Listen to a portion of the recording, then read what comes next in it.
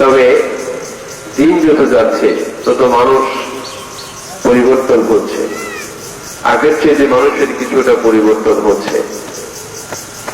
আমাদের পরিবর্তন হওয়া উচিত। মহান আল্লাহ রব্বুল ইজ্জত আমাদেরকে অতি আদর করে মায়া করে সৃষ্টি করেছেন,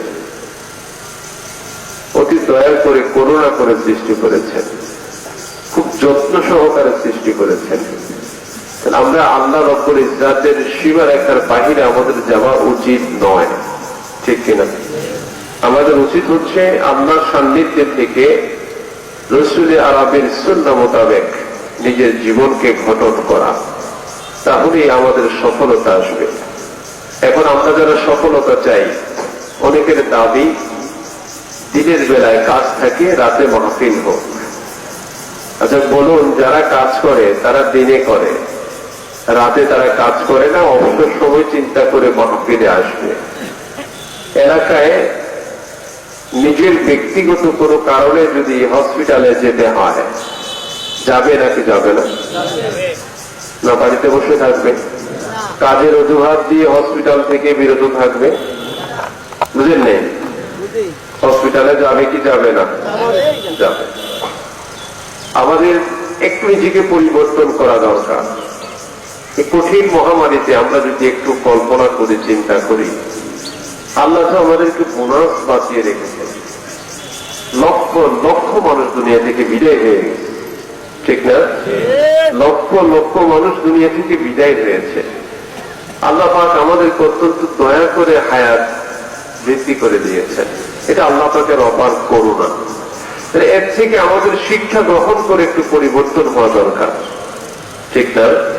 বহু মানুষ বিদায় হয়ে গেছে, বহু মানুষ চলে গেছে। আমি আপনি থাকবো কোনো গ্যারান্টি নেই। দিনের মাহফিল আমি মনে করি আমাদের বর্তমান সময়ের প্রেক্ষাপটে দিনের মাহফিলটা আমাদের জন্য গুরুত্বপূর্ণ। রাত্রিবেলা আপনি এশারের নামাজের পরে, এশারের নামাজ পড়ে ঘুমাবেন, গভীর রাতে উঠবেন, তাহাজ্জুদ নামাজ পড়বেন, ফজরের নামাজ পড়বেন। এটা আমাদের অনেক দরবার ভিত্তিক মাহফিল যেগুলো, সারাদিন সারা রাত মানুষকে রাতে ছাড়া যায় না, মানুষ যাবে কোথায়, থাকবে কোথায়। কিন্তু এই জাতীয় মাহফিল গুলো আমরা যারা ভয় করছি, আপনি দেখবেন আস্তে আস্তে মানুষের ভিতর অবস্থা পরিবর্তন হচ্ছে। আল্লাহর দিন, অনেক যুবক, কালকে দুই যুবক আমার সঙ্গে দেখা করতে এসেছে চট্টগ্রাম থেকে, দরবারে আসছিল গতকালকে। এর আগের দিন আসছে, সারাদিন দরবারে আমি দেখা করতে পারি নাই, ব্যস্ত ছিলাম। শারীরিক অসুস্থতা ছিল কিছুটা, খাওয়া দাওয়া করে এক জায়গায় ছিল, অবস্থান করেছে। গতকালকে আবার আমার সঙ্গে দেখা করতে এসেছে দুই যুবক। কোথায় যেন আলোচনা শুনেছে, একটু সমস্যা, ওদের দেখা করতে আসছে চট্টগ্রাম থেকে। আমি অবাক হলাম, যুবক মানুষ, যুবকদের দাড়ি, আমি না বলেই পারলাম না যে আপনাদের দাড়িগুলো আমার এত বেশি পছন্দ হয়েছে। আল্লাহ আপনাদেরকে রহম করুক। আপনাদের দাড়িগুলো আমার একদম হিংসাত্মক মনোভাব তৈরি করে দিল আমার।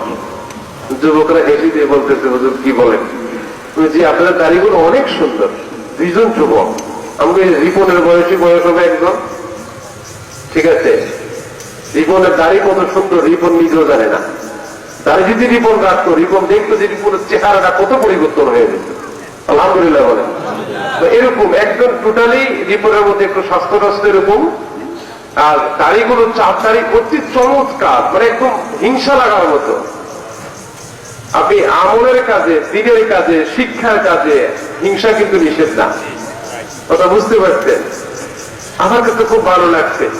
তো সাথে আরেকটু বলছিল, আরেকটু ছোট ছিল, একটু আরেকটু কম বয়স। বললো, হুজুর গত বছর আপনার মাহফিল আলোচনা শুনছিলাম, আপনি আমগুলো দাঁড়িয়ে রাখার কথা বলছিলেন, এরপর থেকে হুজুর আর পেলেনি। আলহামদুলিল্লাহ, মানে আমি একদম জড়ায় ধরে এদেরকে আদর করলাম, এত মায়া লাগছে, এত সুন্দর, এত পরিপাটি, এত পরিচ্ছন্ন। তাহলে আল্লাহ, যুবকরা এখন পরিবর্তন হচ্ছে। দেখবেন অনেক যুবকরা দাঁড়িয়ে হাত দেয় না, অনেক যুবকরা দাঁড়িয়ে রেখে দিচ্ছে। আবার অনেক মুরব্বীর আছে দাঁড়িয়ে রাখা না। ওই দিন এক জায়গায় এক বিয়েতে একত্রিত হলাম, ছেলের বাবারে বললাম, ছেলের বাবা তো গেছে, বললাম দাড়িগুলো রেখে দেন। হুজুর কি বলেন, এখনো বয়স হয় না। ছেলের বাবা ছেলের বিয়ে করাইতে নিচ্ছে, কি করাইতে নিচ্ছে? বিয়ে করাইতে বাবা গেছে, বাবারে বললাম তো বয়স হলে হুজুর মাত্র ছেলে বিয়ে করাইতেছি, নাতি নাতকুর হবে, তারপরে না তার চিন্তা।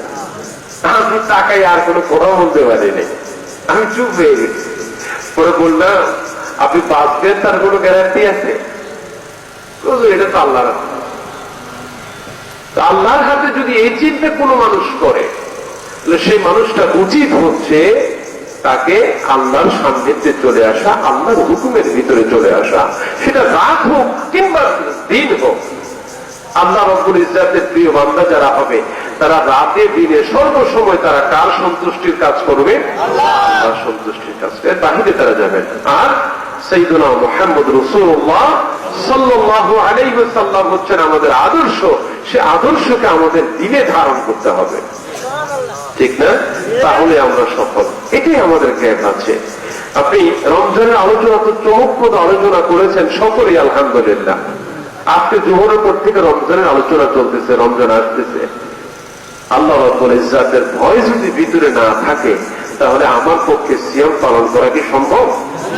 আমার রাসূল আরবি বলেছেন যে রোজা রাখলো, সিয়াম পালন করলো, কিন্তু সে ঝগড়া ফাসাদ বাদ দিতে পারলো না, মিথ্যা বাদ দিতে পারলো না। তার রোজা রাখা না রাখার মধ্যে কোনো পার্থক্য। তাহলে আপনার আল্লাহর ভয় আপনার আমার ভিতরে লাগবে। আল্লাহর ভয় যদি আমার আপনার ভিতরে না থাকে, আমাদের এই রোজার কোনো ফজিলত নেই। আমি খুব বেশি দেরি করবো না, ইনশাআল্লাহ হুজুর কিছুক্ষণের মধ্যে চলে আসবেন। আমাদের নাগেশ দরবার শরীফের আলা হযরত পীর সাহেব হুজুর মাদ্দাজিল্লাহুল আলী হুজুর কিছুক্ষণের মধ্যে চলে আসবেন। আমি আপনাদেরকে বিরক্ত করবো না। আসরের নামাজের আগেই আমাদের মাহফিল ইনশাআল্লাহ শেষ হয়ে যাবে ইনশাআল্লাহ। বেজার হয়েছেন? বেজার হয়েছেন? ইনশাআল্লাহ আসরের নামাজের আগেই মুনাজাত হয়ে যাবে ইনশাআল্লাহ। আল্লাহর মেহেরবানি। আল্লাহ রাব্বুল ইজ্জাতের খুশি আমরা কামনা করি। আল্লাহ যেন আমাদের কবুল করে, সকলে বলি আমিন।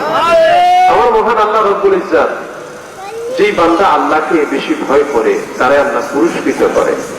ঈমান আনার পরে বান্দার প্রথম কাজটি হচ্ছে আল্লাহকে ভয় করা।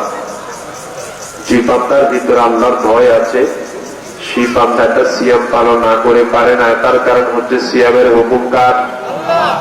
যে বান্দাটা আল্লাহকে ভয় করে, সেই বান্দাটা নামাজ না করে পারে না, তার কারণ হচ্ছে নামাজের হুকুমটা কার? যে বান্দাটা আল্লাহকে ভয় করে, সেই বান্দাটা মিথ্যা বলতে পারে না, তার কারণ হচ্ছে মিথ্যা নিষেধ করেছেন কে? আমার আল্লাহ রাব্বুল ইজ্জত বলেন, তাআমিনু বিল্লাহি ওয়া রাসূলিহি ওয়া ইন তু'মিনু ওয়া তাত্তাকু ফালাকুম আজরুন আযীম। মহান আল্লাহ রাব্বুল ইজ্জত বলেন, সুতরাং তোমরা ঈমান আনো আল্লাহর প্রতি, ওয়া রাসূলিহি এবং তার রাসূলের প্রতি। যখন তোমরা ঈমান আনবা, ঈমান আনয়ন করার পরে তোমাদের কাজ হচ্ছে ওয়াত্তাকু, আল্লাহকে ভয় করা। আল্লাহকে ভয় করা হচ্ছে তোমাদের কাজ।